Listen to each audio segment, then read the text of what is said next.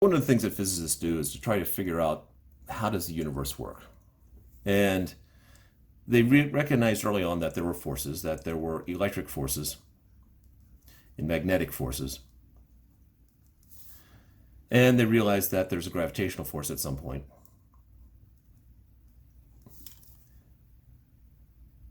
So, and then given enough time, if you think about the nucleus of an atom, you have all these protons crammed together in a nucleus, but because of the electric force, those protons should be repelling each other, but they're not. So there's something holding them together. So they got really clever and they came up with something called the strong force.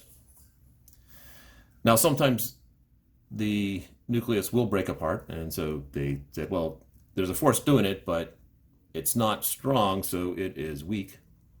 Covered these names. And so we have these 5 basic forces here.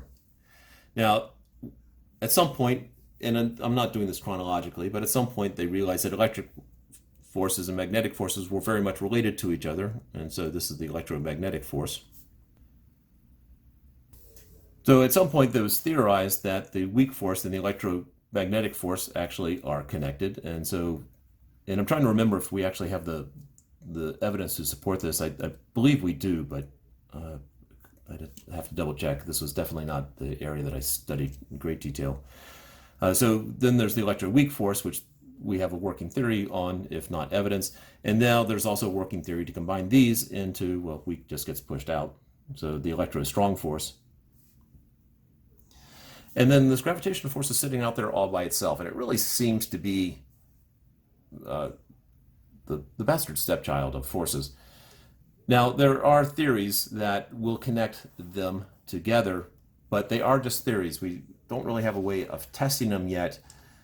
String theory is one theory that works with it, but string theory is so incredibly abstruse that we don't have an experiment for it. So from a physicist's point of view, string theory is just a math thing. But combining these two is sort of the ultimate goal. And Einstein spent a bit of time trying to do it and was not successful.